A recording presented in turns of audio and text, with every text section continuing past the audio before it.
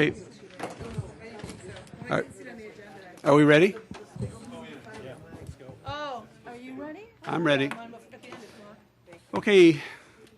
Since 6 p.m., the Board of Education has been meeting in closed session to discuss matters of the appointment, employment, compensation, discipline, performance, or dismissal of specific employees of the district or legal counsel for the district, the setting of a price for sale or lease of property owned by the district, collective negotiating matters between the district and its employees or their representatives, litigation when an action against affecting on or behalf of the particular district has been filed and is pending before a court or administrative tribunal, the sale or purchase of securities, investments, or investment contracts, and student disciplinary cases. So I'll entertain a motion to come out of closed session.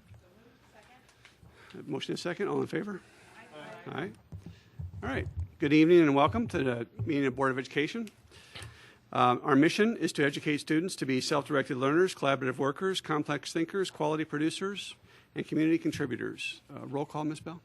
Board members present: Jackie Romberg, Donna Wanke, Susan Price, Terry Fielden, Kristen Fitzgerald, Susan Crotty, and Mike Gensch. Okay, if I could ask you to stand and we'll say the Pledge of Allegiance.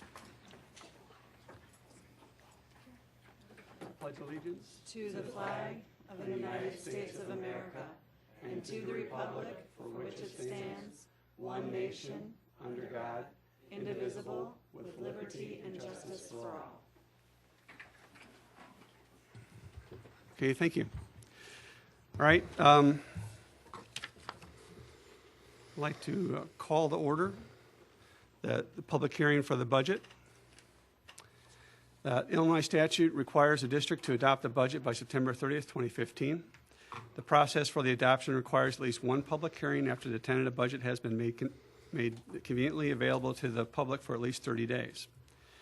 The tentative budget was made available on April 20th, 2015, and the Board of Education passed a resolution establishing this date and time for a public hearing. The Board and administration have had public discussions regarding the tentative budget prior to this evening's meeting at its April 20th, May 4th, and May 18th meetings. So just an overview of the hearing process. We'll hear comments by the administration on the budget. The administration comments will be followed by an opportunity for the public to make comment. There's a sign-up sheet that's available for people to sign up. You'll have 3 minutes if you're speaking as an individual and 5 minutes of speaking as a group. After public comment, the Board of Education will be allowed to make comments, and then the hearing on the budget will be closed. So, Dan? Okay, just to reiterate a couple of points made by Mr. Fielden, the administration and the Board of Education has discussed the proposed 2015-2016 budget on the April 20th, May 4th, and May 18th meetings, as well as on the agenda for this evening for discussion with action. In terms of comments, our Chief School Business Official, Brad Kaufman, will provide, again, a summary review, and will be prepared later on in this evening to answer any questions that you may have. So, Brad? Thank you, Superintendent Bridges.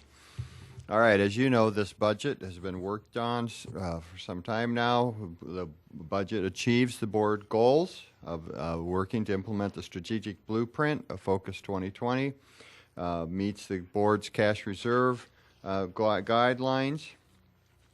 What's new in the budget?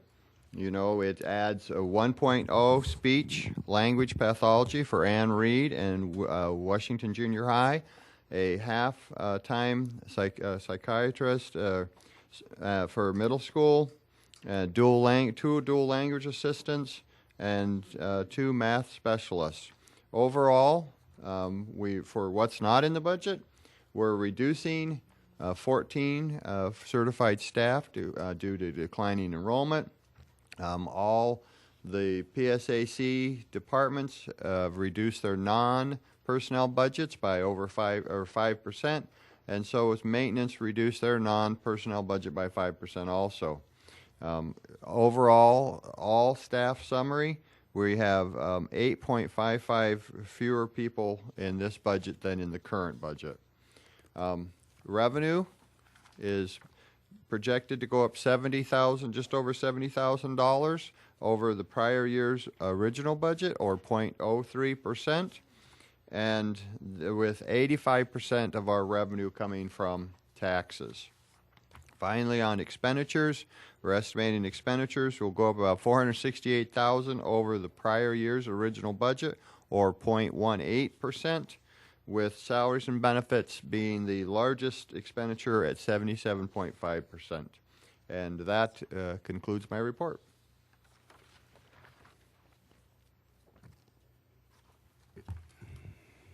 Thanks, Brad. Are there any public comments? Okay. And just as a reminder, that you just need to fill out a card if you want to make public comments. No, I have no cards. If there's nobody in the audience, we'll go on to board comment. And no comments from the board? Do you prefer that we comment now or that we comment when we're considering it for action? I think you should, if you have comments now, I'd like to hear them now. I just wanted to ask the superintendent if he could comment. A number of proposals before the state legislature are talking about the impact of, or the idea of property tax freezes, for the coming years. And I just wondered if you could comment for the board. I know that in the last hearing, you talked a little bit about how your revenue projections that you've done are conservative. But I'm just wondering if you can comment on the impact of the revenue projection. Were some of those types of proposals to go forward? Brad had a chance to look at that for me not too long ago. And so, Brad, I'm going to share some of what you shared with me. And then if there's anything I get or I miss that you want to add, that'd be great. So the property tax was estimated is a loss of estimated future tax growth. Numbers that Brad looked at were his best guess based on a future CPI, and over years it ranged between I think 1.5% and 2.2 over a number of years. Estimated impact. So if CPI is kind of there, it was we looked at anywhere from $1.35 million in 16-17, $6.25 million in 17-18. A loss of 12.03 million in 18-19, and potentially 18.5 million loss in 19-20, with a 4-year cumulative impact of 38.13 million, assuming a CPI of 1.5%, 1.7%, and 2.2%. Any other questions or comments from the board on the budget? Yep. Okay. And in terms of the other types of projections that the state is making, I know we have estimated conservatively, and I know that the state is in the process of working on a budget.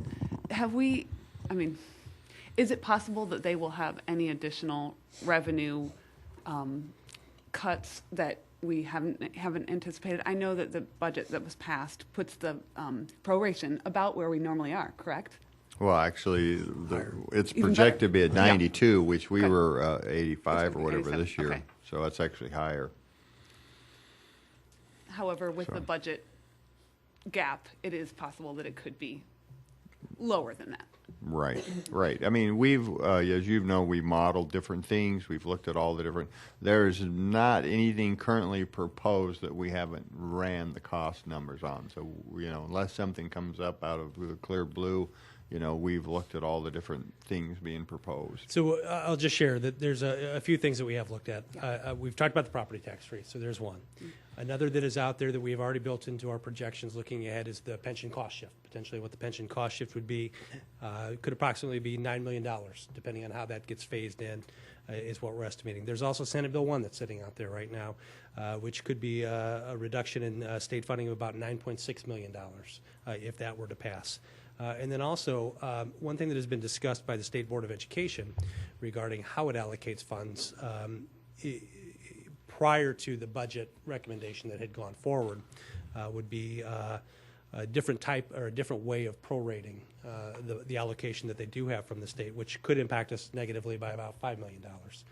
So these are the kind of the moving parts that we've been looking at as we look at the budget and study what's happening in Springfield.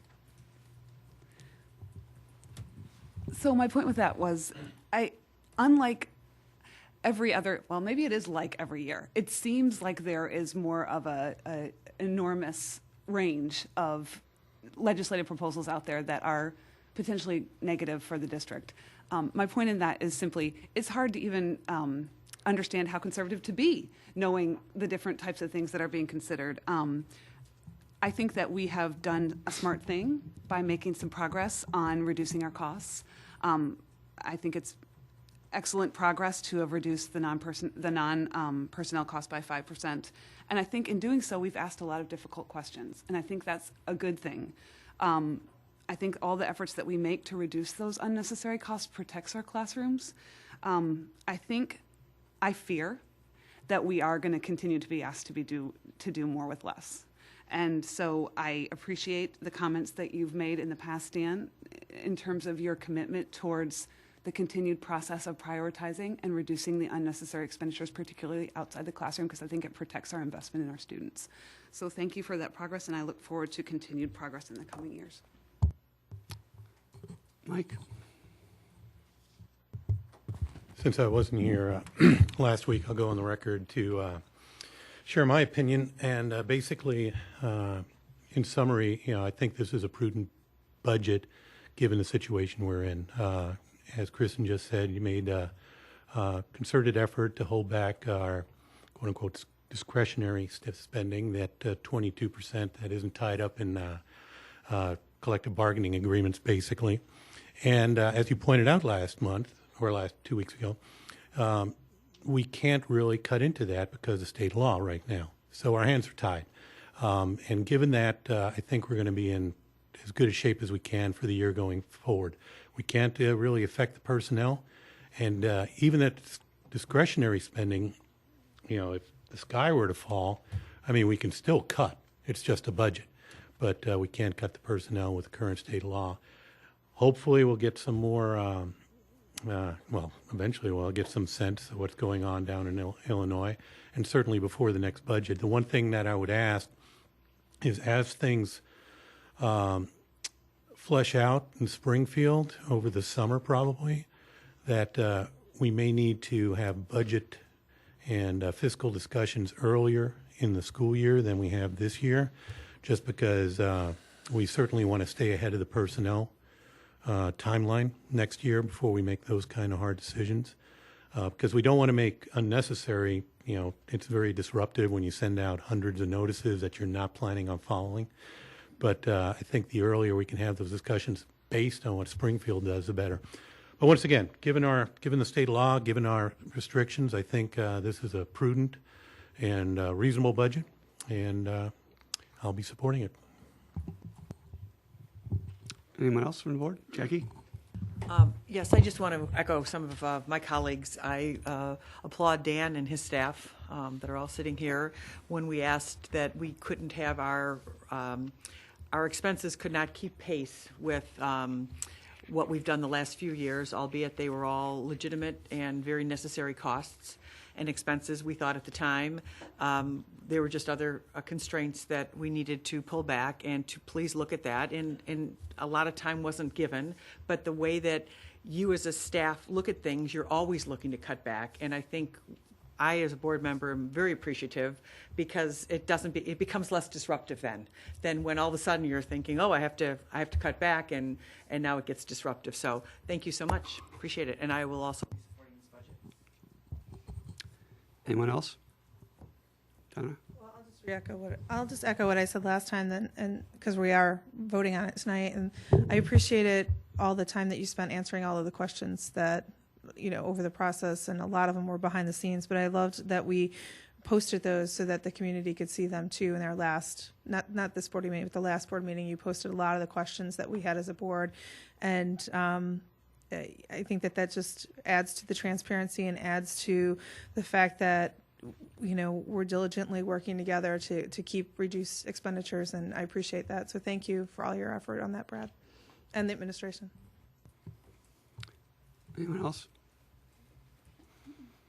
Okay, well, it's good discussion, and I appreciate the board's effort in reminding the public exactly the process what we went through and some of the issues that we did address. And of course, there's nothing we can do about Springfield. We have no idea what they're going to do. If we had a crystal ball, I guess we could run as legislature as well too. But I think we've done the best job we can to get us in the best position to maintain education. So with that, I'll entertain a motion to close the hearing on the budget. I'll move to close the hearing on the budget. Second. If a motion and a second, roll call. All in favor? Aye. All right. Okay. Any opposed? None. Okay, the public hearing on the budget is closed. Moving on now to the regular session of the meeting, and we'll start with good news. Great. I have some very good news, and we will celebrate even more at our next Board of Education meeting, at the business meeting. 2 additional state championships to celebrate. 4x800 meter relay for Naperville North High School, Jenny Gibson, Ellie DeTouris, Emery Griffin, and Claire Hamilton. And in the 3,200 meter run, Judy Pendergast. So those for all the accolades that the track and cross country team has had. Those were the first 2 state championships for the Naperville North High School girls cross country or track team. So congratulations, and we'll recognize them at our next meeting. Also, tomorrow, this is good news for about 17,000 individuals in our community that are tied to the TV right now. Tomorrow's your last day of school, so celebrate safely. Enjoy your summer. Hopefully many of you, well, I know many of you are enrolled in our summer programs, so we look forward to seeing you either in our summer academic programs or summer athletic camps, but enjoy the summer. That's it.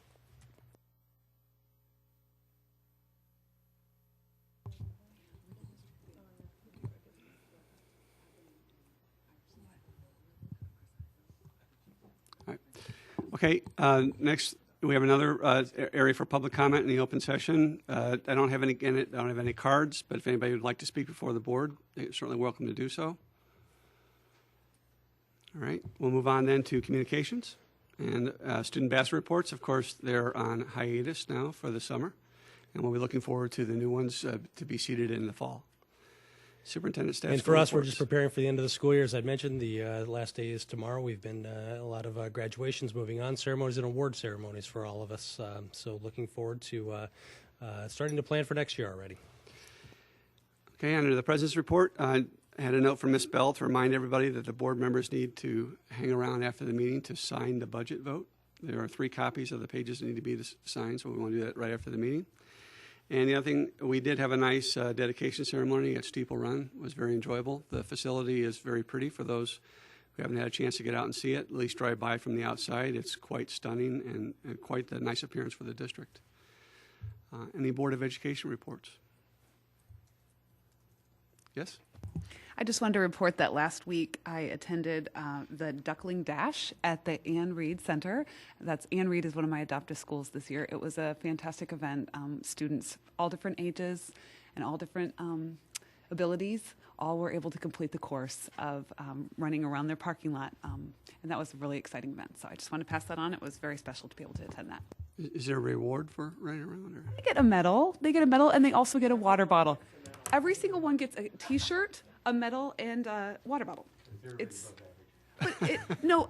was so moving. It was so moving just to see the families, and some of them took their other kids out of school so that they could come and watch there. It's nice. It was very special. It's very nice. It's very cool.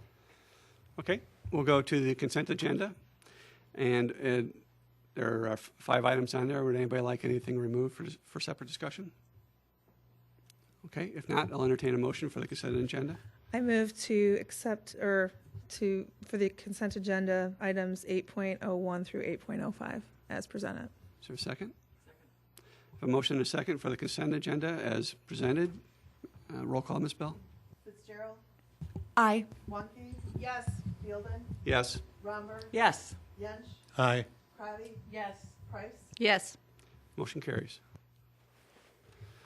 Okay, we have no discussion without action for tonight. Moving on to discussion with action. The first item is 10.01, the 2015-2016 budget. And just in terms of comment, again, our recommendation would be that the Board of Education adopt the fiscal year 2015-2016 budget as presented. Okay, we can do the motion first and discussion after, if that's okay with everybody. Okay, I'll entertain a motion for approval of the budget as presented. So moved. Second. A motion and a second, or is there any further discussion on the budget? Okay, roll call, please, Ms. Bell. Wanke. Yes. Yench. Aye. Crotty. Yes. Price. Yes. Romberg. Yes. Fielden. Yes, Fitzgerald. Aye. motion carries. Right. Okay, next item is the treasurer's bond. We we'll have a brief report from staff on this. Yes, so Brad can provide a brief report, but a lot of it's provided for you. We had discussed this at the May 4th Board of Education meeting. Background material is provided for you in board docs. We have verified with the Regional Office of Education that all is appropriate and in line. It's also been reviewed by legal counsel. Brad, any additional comments? Nope. Okay, I just have one quick sure. Let me just ask one quick question. On that surety bond, Brad, does the regional office or our attorneys, does anyone give us guidance as to who underwrites that surety bond? Or do you bid it out with a couple different people? I didn't see who. It's not important to me. I don't need the name. I just want Right, to understand the right. process. No, we've just used the same, I mean, I've not taken competitive bids on it. We've used the same person prior to me coming to the district. So it's just been renewed with that same company. Yeah, it might just be interesting next time Right, around. sure. Either to do that or just at one of your finance roundtables, say who's using what, whatever. Great, thank you. Okay, can we have a motion for item 10.02, treasurer's bond? I move approval of item 10.02 Treasurer's Bond. Second? Second? A motion and a second. Any further discussion on the matter? Roll call, please, Ms. Bell. Fitzgerald, Aye. Wanke, Yes. Crotty, Yes. Yench, Aye. Romberg, Yes. Fielden, Yes. Price, Yes. Motion carries. Item 10.03, computer lease. At the last Board of Education meeting, the board approved the implementation of the Digital Learning and Initiative. We had indicated to the board that the lease would require a resolution. The approval of the lease would be subject to the approval of a resolution. It's provided for you. Just for clarification, there was a question regarding what Exhibit A was. So to make sure that there's clarity, the documents have been reloaded in board docs with the lease resolution and the lease as one document. Exhibit A was included within the contract agreement. We'll take any questions that you have. Go ahead, Mike. Two quick questions. I see that there's 410 iPads included in the lease. I was just curious where those are going, since the way I understood it, we're repurposing the high school iPads to the school, and we're not starting the elementary schools until, in the future. So just curious. It's a great question. The majority of those are for refresh for the older iPads we've had in the district for quite some time that have aged out and can't take an operating system upgrade. So I think almost 85 to 90% of those are refresh, and the rest are to supplement the K through 5. Okay, thank you. My second question's maybe a little more involved, I'm not sure, but getting 7,000 Chromebooks, roughly. Obviously enough for the high schools. You can do the math. My question is, what is the refresh plan for those going to be like? Because we're going to have 7,000. Are we going to take the ones from the senior and then give them to a freshman next year, and he's got to turn it in after 3 years? Or are we going to use the Chromebooks from the next year's contract to give them to freshmen so they keep the same one the entire time, and maybe send those Chromebooks down to the junior highs? Or I assume we have a plan. I'm just curious what it is. It's another great question. We're looking at several options. The one you just described is the primary option. We're looking at where the students, once they get their Chromebooks new, all high school students would keep their devices until they either left the district or they aged out. So the seniors would have their devices the first year, and those would trickle to the freshmen the second year, and that freshman would keep it all the way until their senior year, and then they'd, when the lease is up, they'd turn it in. The other option we do have, since the second year we're going to the junior high, we could have the senior devices trickle down to the incoming ninth graders, as opposed to the newer freshmen that come in, or even the sixth graders that are coming in. I meant the sixth graders, yeah. And so we could extend it even further, so thanks for catching me on that. So we haven't finalized it yet, and we're looking at different options that make logistical sense to do and also let the students keep the device longest without disrupting them. Well, and that's why I was asking, because correct me if I'm wrong, but it's a 4-year lease, It's a right? 4-year lease, right? So it would make sense for a high school student to always get a new one when they start at high school. Right. And for next year, it makes sense, because you can take the seniors and give it to a junior high kid for 3 years and then be the end of the lease. Right. After that, you got to do a little more juggling. But because if you just rotated the senior to a freshman at the end of their junior year, they'd have to get a new one, correct? That's the problem with the approach we're looking at, is at the point where the machine is 4 years old, regardless of the level that they're in, they could be looking at a whole new machine because we bring an all new set after 4 years. So we're tinkering with that. We don't have it finalized yet. We do have a little time here, but we're looking at different models right now. But the intent would be to make sure that we're getting the full lifespan of the device. Absolutely. Right. Right, absolutely. And so we'll be doing another whole new lease next year, is that correct? For the additional ones for the junior highs, that's So correct. it'll be a new 4-year lease next year, potentially with more iPads and whatever we need. Okay, thank you. Correct. Any other questions? I had a question on the interest rate. Did you? Brad, there was a clause in there, a couple of clauses in there about the interest rate being pretty high, or it pertains to a 12% interest rate on non-paid payments, or the law in the state of Illinois as it governs. Does Illinois have such laws on interest rates, or how does that work? Yes, Illinois does have,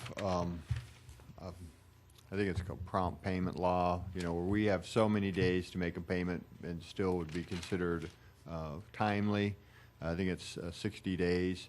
And they also has a stated rate of interest of 6%. I'd have to double check on the percentage rate. But it's less than 12%. But there is some. I was more concerned about the fact that there's a statute to cover that it's not open-ended. Right. There is a statute that covers us. Okay. Right. All right. Thank you. I also appreciate the reformatting of the lease. It's much clearer now. Okay. If there's no other questions, entertain a motion to approve the computer lease as presented. Is there a second? Second?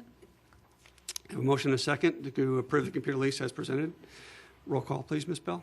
Yench, Aye. Price, Yes. Fitzgerald, Aye. Wanke, Yes. Fielden, Yes. Romberg, Yes. Crotty, Yes. Motion carries.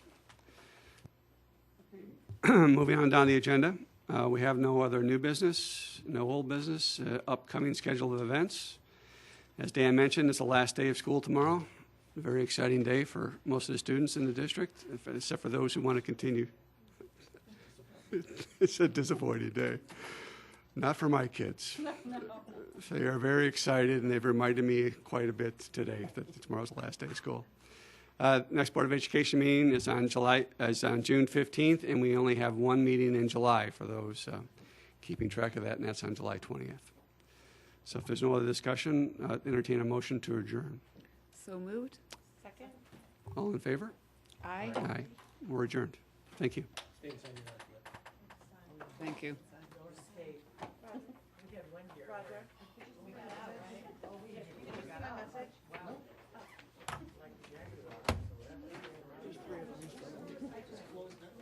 Just right here on this thing, right here?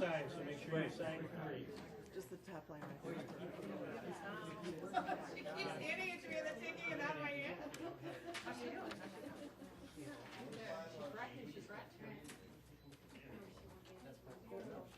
Mike? So are you back for a little while, or no? Well, from traveling. Still work Yeah. occasionally, I'm not working a lot right now. Where did you have to go last week, or last board meeting?